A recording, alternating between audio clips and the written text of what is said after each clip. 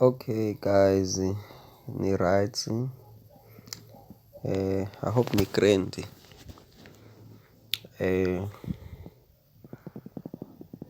Ningaxakeki nje manibone isithombe se-background yami. That's my little bro right there. So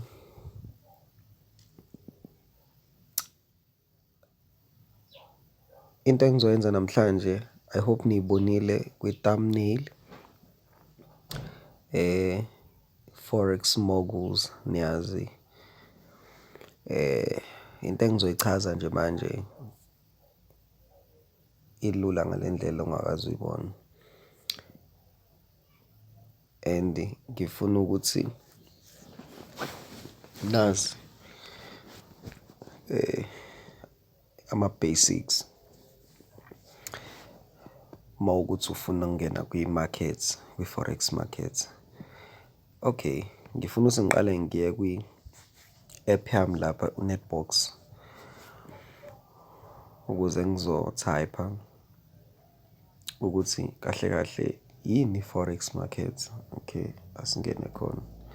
Ngizozama ukuyenza-ke i-landscape ukuze izokwazi ukufitha kahle. Okay, let me just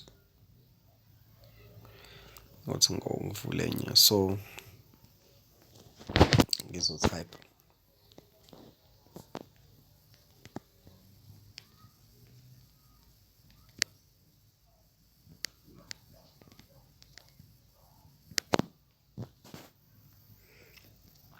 ngizonichazela obvious ngesiZulu.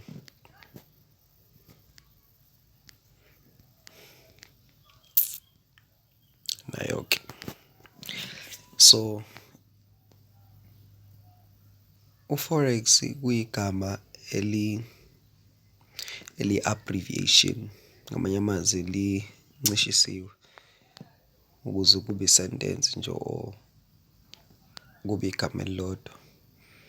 So la bathi-ke the forex market, which is foreign exchange, also known as FX, is a global marketplace for exchanging national currencies because of the worldwide reach of trade, commerce, and finance.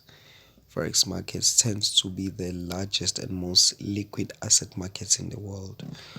Currencies trade against each other as exchange rates pairs.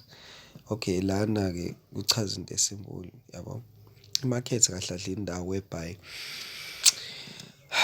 ama-currencies, njengoba nathi sinayo i-currency yethu, i-South African Rand, which is iZAR ngokwe-currency, suke exchange ngamanye amazwi basuke behwebelana. Ngazi noma ngichaza kahle mangisho njalo, kodwa-ke suke ehwebelana nama-currencies amanye aphesheya. So njengoba ehwebelana, sike sibe ne-opportunity yokuthi thina ngalesi sikhathi lama-currencies ehwebelana sikwazi ukuthi si-gain-e ngalokho. Yizona into engisho. Ngamanye amazwi kuke kuzwakala ukuthi irandi linjani, lehlile, yabo. Kuphinde kuzwakala ukuthi irandi linyukile. So thina sibenefitha kanjani? Kulula, thina sizokwazi ukubenefitha ukuthi malehla irandi sizokwazi ukuthi siye kwi-market. Kunama-apps-ke akhona nje, leyo ngizoyenza from